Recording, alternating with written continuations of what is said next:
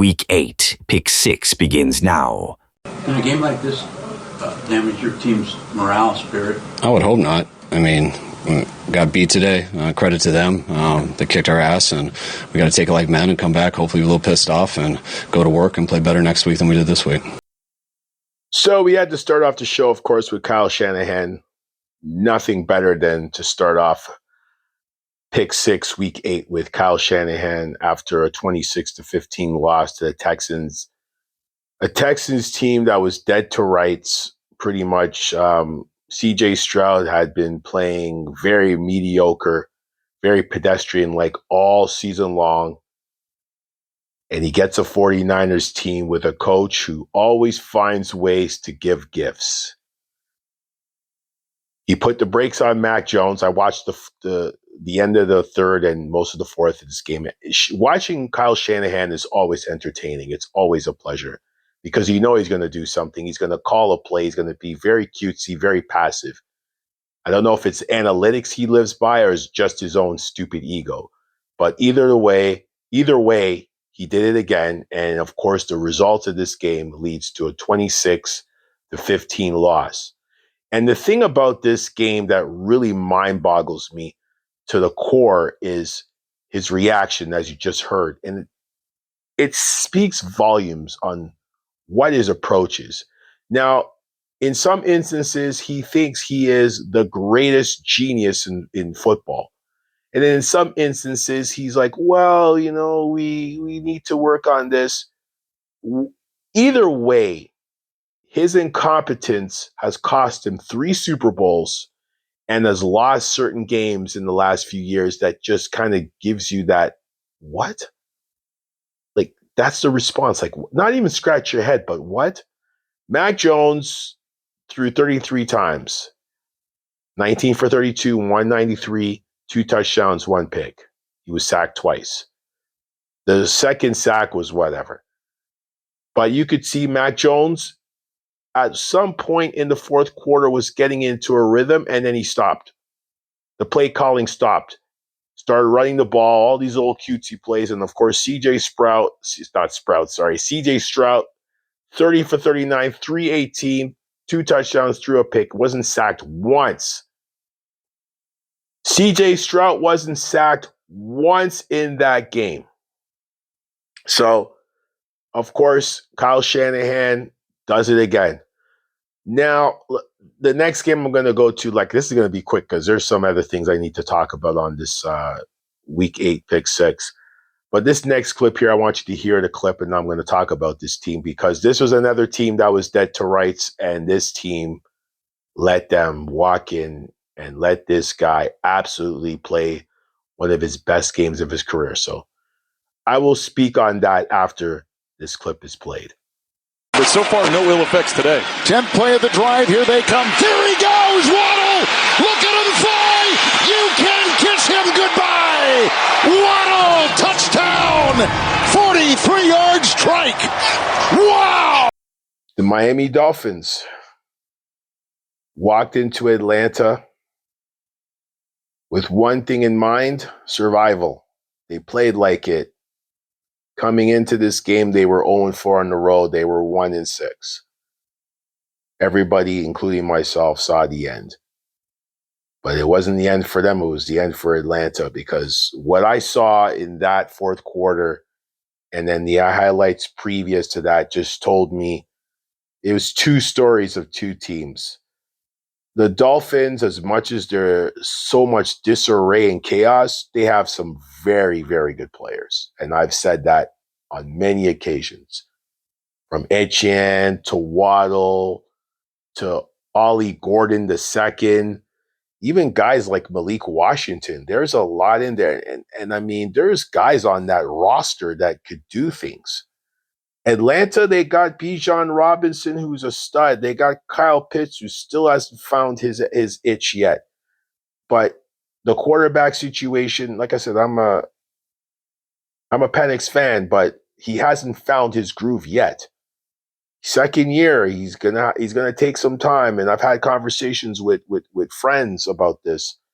Having these rookie quarterbacks sit a bit so they can get the whole grasp of the game. Because coming in from college, you're going from fake Lego to the real deal, real Lego. And that cheap dollar store Lego that you see, Mega Blocks or whatever the hell that shit is. Excuse my language. That's what these guys were playing in college. And then you come to the NFL where it's the real Lego, real stuff you got to put together. And it's not as easy as you expect. There's so many things that come into play. But before I get to that, let me finish with this game here. The Dolphins came in, and I mean, Tua, very simplistic game plan. Very simplistic game plan. And it worked to his favor to such a way that I was impressed. Tua came into the game. He didn't do anything wrong. He did everything right. 20 for 26, 205 yards, 4 touchdowns. Was only sacked once. He found Waddle, and that's the guy he needed to find. Waddle, 5 receptions, 99 yards, 1 touchdown. They walked over Atlanta 34-10. It should have been more than that. They were getting a little cutesy in the fourth quarter. I would have blown them out. If I'm Mike McDaniel, I'm trying to save my job. I'm trying to save my career as a coach because you don't know if you're going to get hired again. I would have blown Atlanta out. Atlanta just came flat. They came in with Kirk Cousins, 21 for 31, 137, no touchdowns, no picks. He didn't do nothing. The same Kirk Cousins who allegedly has been asking or has asked for a trade because he wants to start, but he wants to make sure that he starts and keeps that money that he's making. Absolutely. Who wouldn't? But you're not a starting quarterback. You're finished. You are finished. You're done. Okay? You've had multiple opportunities. I don't know who your agent is. Your agent right now is more important than you are. And I'm not trying to insult Kirk Cousins because he sounds like a good guy, very supposedly God-fearing guy, whatever. Doesn't matter. Your agent is the MVP of your career. Because whatever he's done to lie to my Vikings and what he did to lie to Atlanta, it absolutely worked. He is an absolute top A level businessman. He's your agent is a con man, Kirk Cousins, and I love that. I would love him as my agent. Oh my gosh! But to come out and say allegedly you want to start again, you're done. You did absolutely nothing in that game. It was absolutely atrocious. I don't want to hear nothing. Tua came in there, did what he had to do. He played smart. He did certain things in the game that was very, very surprising, but I can't knock the guy. Like I said, he's an intelligent guy. You listen to him articulate things. He's not a fool. He knows exactly what he's doing. So I got to give him praise for that. Next order of business. And by the way, 34-10. Dolphins over the Deadbirds of Atlanta. The next game, this will be quick. The Bills 40-9 over the Panthers. Josh Allen 12 for 19, 163, 1 touchdown. Andy Dalton 16 for 24, 175, 1 interception, sacked 7 times. Wow. James Cook 19 carries, 216, 2 touchdowns. That's it for that. Next game. The next game, I want you to hear this clip, and then I'm going to talk about this particular game. Buffalo and the Panthers, that was probably the quickest take I've ever done for a game. And the reason why I mentioned it is because I want to give James Cook his props. He ran all over the place. Circles, vertical, horizontal.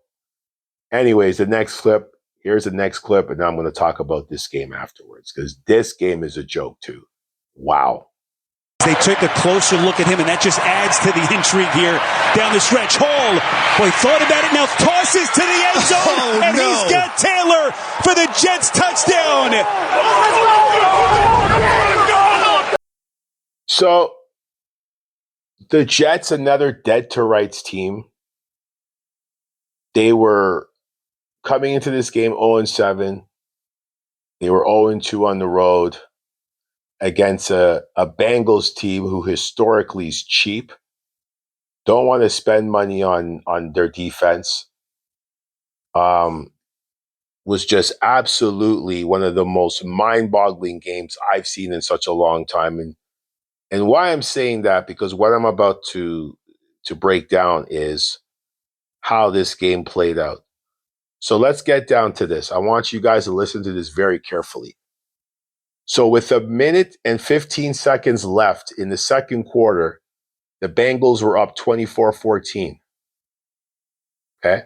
Halftime, 24-13. 2:34 left in the third quarter, 31-16. 14 minutes and 17 seconds in the fourth quarter, 31-24.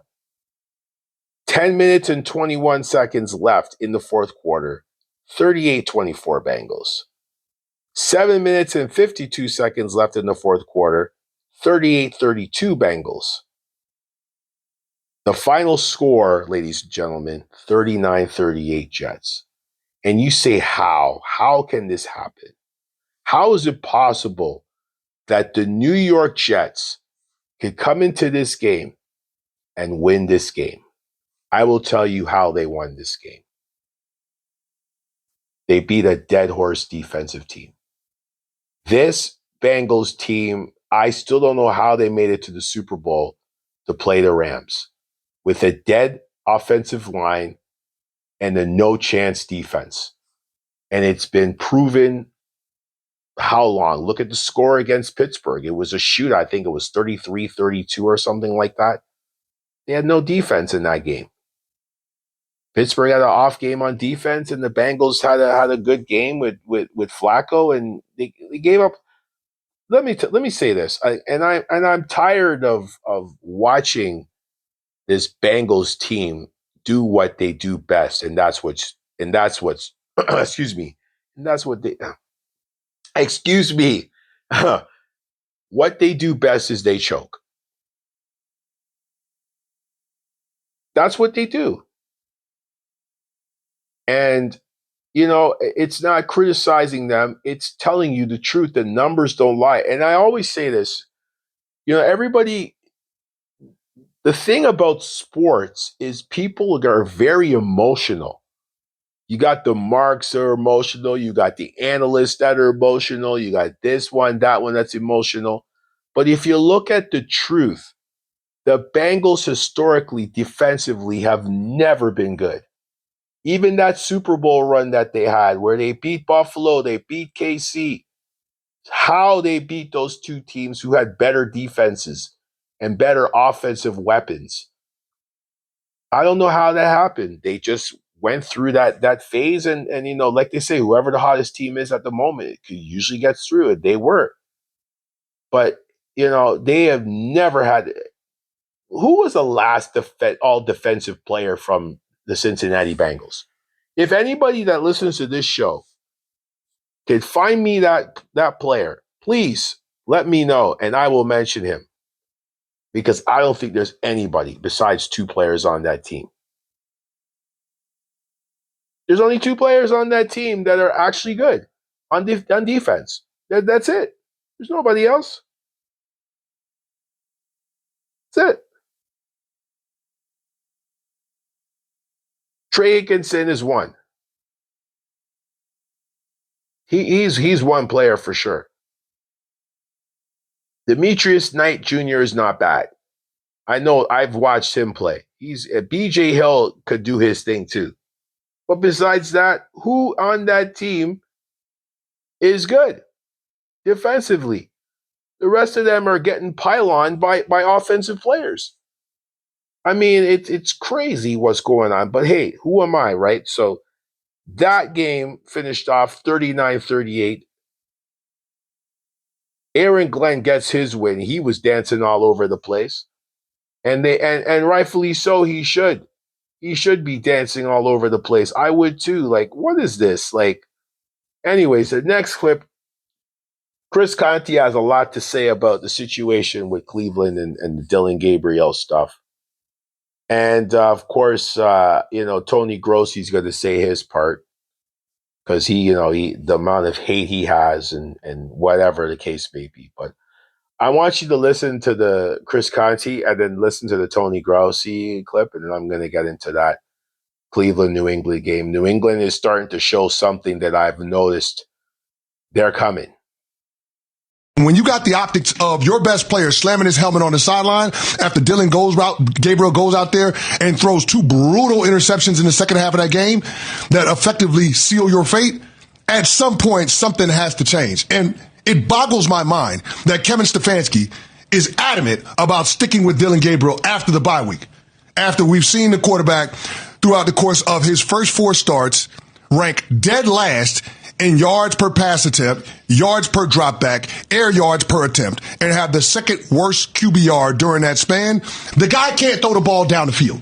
And now, all of a sudden, defenses are stacking the box, taking away Quishon Junkins and Jerome Ford and Dylan Sampson. They're taking away your run game because you won't throw the ball down the field, or you can't throw the ball down the field. If you're a defensive player, you're getting tired of seeing the ineptitude on the offensive side of the ball. At some point, you're going to have to do something different, because continuing to do the same thing over and over again and expecting a different result is the definition of insanity. What is really going on inside that building? I sort of said earlier, either play him against the Jets, or if you don't like him enough to play him against the Jets, just get him out of here. I think it should go one of those two ways. Yeah, mystifying is the word I would use to describe this whole Sanders year. If Sanders still is not better than what we've seen out of Gabriel, how bad must that be in the coach's mind? Now, I don't know. We haven't seen him since August in the preseason finale. So all I know is that Gabriel's, by any metric, has gotten progressively worse. Yes, and which I totally unexpected. So I was wrong. So the Browns are 0-4 on the road. They're 2-6 overall.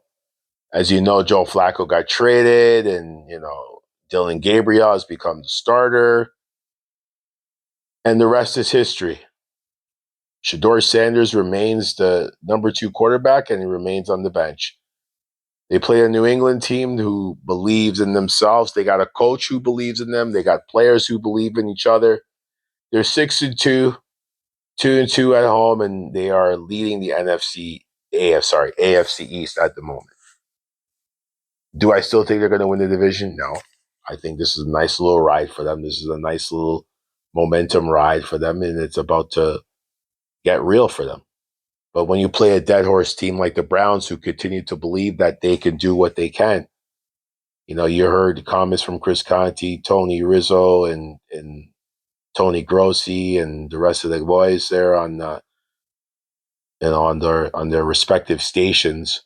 All I could say is, where else can you go with this situation? Kevin Stefanski could do whatever he can to avoid using Shedeur Sanders. He's going to find himself, just because he wins the Coach of the Year for not 2 straight years, but 2 years. 2 times in 3 years he won Coach of the Year. You think he's going to get a pass? Cleveland has accepted losing at a level I don't even understand. It's preposterous. The egregiousness of the decision making that they're still making. Myles Garrett had a historical game. He couldn't be stopped. The defense is not a bad defense. It's a good defense. That defense is 7 times, 20 times better than what the Bengals have. And Kevin Stefanski still tries to stand on Dylan Gabriel. The guy's 5'2". If 5'2" he measures out. They're lying on the measurement thing. This guy's 5'2". He could barely go out and do something. I think his best game was against Minnesota. And that was pedestrian-like. How long are you guys going to lie to your fans and tell your fans that this team is going to do something? You're not winning a Super Bowl with Dylan Gabriel. And when I get to that, I'm going to talk about the next team, because I'm going to get to that too. But you're not going to win the Super Bowl with Dylan Gabriel. It's not going to happen. When you're drafting a quarterback, and again, I'm going to go back to this. By the way, the Patriots won 32-13. I don't need to get into stats. when you're drafting a quarterback, you're not just looking for the intangibles of winning, the winning formula, the winning pedigree. You got to ask yourself a question. Do you see this guy as a quarterback that could help you win a Super Bowl? Not an AFC or NFC championship, but a Super Bowl. Does he give you that legitimate opportunity to win a championship? You got to ask yourself the question. You have to ask yourself that question. And I find a lot of these teams are not doing that. And that's where I'm going to get to the next game right now, which is Minnesota and the Chargers. That was the Thursday night game. Like, I don't understand how they made, and I'm going to go right to the game. The game was never a chance. I mean, let's just look at it, for example. Then I'm going to get to some other numbers here to end this show, because this show for me was a buildup. Like, I couldn't just do this show right after the games. There was so much stuff that came out. And Minnesota, my Vikings are now 3-4. I'm shocked. They should be at least 1-6 or 1-7. The quarterback play has been absolutely pathetic. Carson Wentz has been destroyed on the offensive line been destroyed on the offensive end because the offensive line has been hurt. And that's not something he could control. Justin Herbert went for 227, 3 touchdowns, 1 pick. I mean, Kamani Vidal had 23 carries for 117. The defense against the run the last little while has been very bad for Minnesota. I know Coach Flores is doing the best he can, but right now it's not looking good. Lad McConkey had a good game. Gadsden, the second, had a good game. Come on, man. Like, something's got to give. Justin Jefferson, 7-7. Like, whatever. Like, and then you make the announcement, oh, well, JJ McCarthy's ready to come back. You think he's going to win any games for you? When they made that draft pick in 2024, I said on Twitter, this is not going to do anything. How is it that Minnesota continues to get the player personnel right, but they can't get the quarterback right? The Kirk Cousins situation, I did not like it. It was too much money. I said he's not going to win a Super Bowl. Am I lying or am I talking ish? I could tell the story. I could tell the truth. And he's not doing anything. And then now the rumors is, Kirk Cousins wants to come back to Minnesota. No, he doesn't. We don't want him. We don't want Kirk Cousins in Minnesota. Not today, not tomorrow, not ever. I would rather Ryan Leaf than Kirk Cousins. He's cheap, he sucks, and we can get rid of him in an instant. When you pick up a guy like Kirk Cousins with that type of a contract, you're stuck with him. That's why Atlanta's like, oh-ish. We made a mistake, and we're trying to get rid of him. They're trying to look for a sucker. Nobody wants him. He's not starting. He's done. Do not put your hands on Kirk Cousins, Minnesota, or any other team. He's done. He's collecting a check. His agent is an MVP, and that's that. Minnesota lost this game 37-10, and that's not even the takeaway from this game. The amount of quarterbacks, and I was looking at this chart, and this chart is just crazy. This is since 1992 in the NFC North. Green Bay has had 3 quarterbacks: Brett Favre, Aaron Rodgers, and Jordan Love. And we know that Aaron Rodgers and that little weasel, Brett Favre, who's committed a lot of crimes since, he's retired, but we're not going to get into that. We're not going to get personal. They have been to 3 Super Bowls and won 2. Jordan Love is on his way to making the playoffs. And of course, that trade with Dallas where they gave up that pick is going to be a late pick, as I said it would be. But anyways, Minnesota, since 1992, have had the following quarterbacks. Just here are some. I'm not going to mention all of them. I'm going to just give you some of them. Let's start with JJ McCarthy currently and Carson Wentz. Sam Darnold, Kirk Cousins, Case Keenum, Sam Bradford, Teddy Bridgewater, Matt Castles, Christian Ponder, Brett Favre, Gus Frerotte, Tavarius Jackson, Dante Culpepper, Jeff George, Randall Cunningham, Brad Johnson, sad Brad Johnson, Warren Moon, McMahon. Oh, man, I'm going to stop. Really? You can't get this right at all? Are you guys insane? That's one thing about me. I am not going to pick up the pom-poms and cheer for my team even when they suck. You got that typical LA Dodgers fan who's coming out and saying, "Oh yeah, it's excuses." No, right now the Dodgers are not playing well. They're not playing well. They're not hitting well. That's just the facts right now when it comes to baseball. I'm talking about the World Series. Those are what you call marks. Right? It's like Raptor fans right now. Well, the team is not structured right. No, the team sucks. They've lost 4 in a row and they're getting their asses kicked. You had a player in Brandon Ingram who sat the whole year after he was traded. That's the longest ankle injury I've ever had. And this is what goes back to load management. And I'm going to be talking about this on my other show.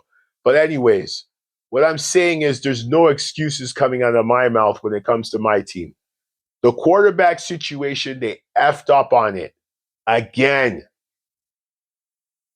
Kevin O'Connell could come to all these little Viking shows and ESPN Minnesota or Great Lakes or whatever. And, oh, yeah, he's ready. I believe in him. No, you don't.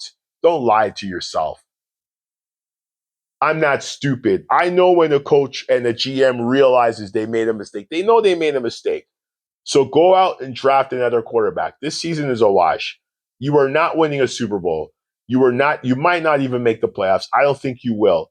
You might finish 8-9, or at best 9-8, and you're going to look at the situation and assess it properly. Because J.J. McCarthy in college with Jim Harbaugh was structured well enough that he had a good offensive line, a fantastic running back, and great pieces around him to win. He has that in Minnesota, but the college ain't NFL. And again, I go back to this young quarterback situation. And a friend of mine and multiple people have had this conversation. These guys need to sit for a few years. Not one, some two. Michael Penix right now should be sitting an extra year, but when you have an incompetent quarterback in Kirk Cousins, you have no choice but to start him. Jane Daniels, same thing. You've just had a rush of incompetency and egregiousness in Washington. You have no choice but to start him. You get rid of Sam Darnold. You can't pay him the big bucks because you're going to lose half your roster. You have no choice but to start J.J. McCarthy. And I can go on and on and on with all these other quarterback situations. Caleb Williams, same thing. You messed up on Mitch Trubisky. You messed up on Justin Fields. You have no choice. You got to win because everybody's just screaming down your throats. Come on. When are we going to get a winning culture? So it's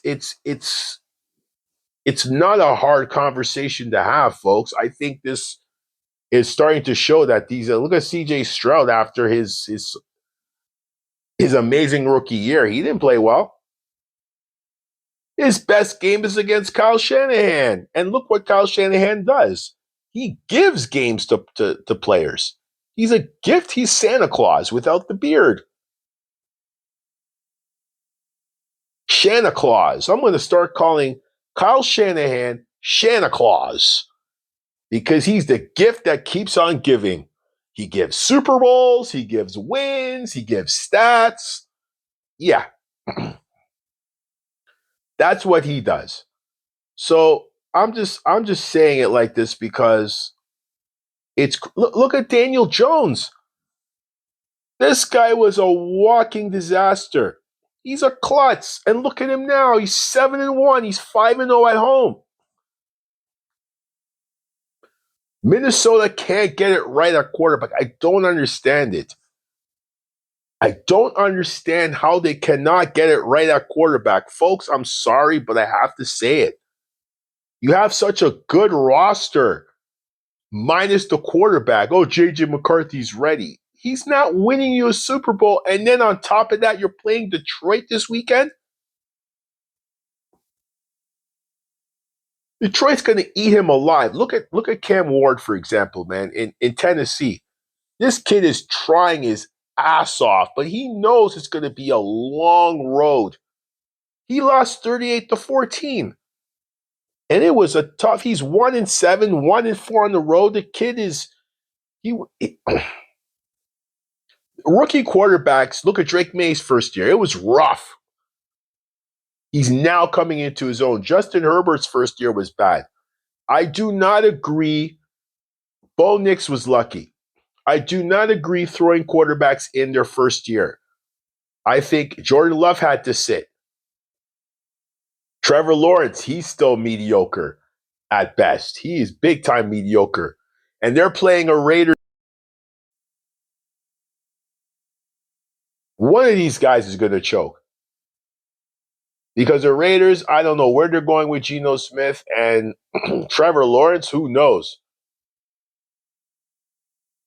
So I mean, it's just starting young quarterbacks is not a good idea. I know what Cleveland's trying to do, but they don't have a quarterback right now. Shador is sitting there. Kevin Stefanski's about to be out of a job. Kevin O'Connell's about to lose that locker room if he does not figure out this quarterback situation within the next year or so. If you got to go draft another quarterback, go draft another quarterback. But don't hang on to a dead horse and then lose your team, lose your locker room. Get it right. That's my rant for today because I had to say something. I just don't understand how egregious some of these teams are with making decisions that could put their team in the position to either win or lose. Right now, they're not winning any games in Minnesota. Like, I don't want to start talking about Kevin O'Connell like I do Santa Claus. Because then Santa Claus, Kevin O'Connell, I'm going to start making up something for him, and it's going to be over. So I don't want to see that, folks. That is it. Another edition of the Pick Six podcast. You know where to go to find it if you're a regular listener. And if you know somebody that's interested in football that wants to hear some real stuff, pass it on. For those that have been listening to the show on the regular, I appreciate your time and your effort just to take a little time out of your day, out of your personal schedule, just to listen to the show. Thank you so much. And on that note, that's it. If you're a baseball fan, hopefully you're enjoying the World Series. Keep enjoying it. It's going to go right down to the wire. It ain't over yet. College football, keep watching. NBA has been rolling. So many things have been going on in sports. It's been great. A great couple weeks in sports. Folks, wherever you are in the world, as I always say, good morning, good day, good afternoon, good evening, good night. I'm out. Thank you. Signing off. Peace.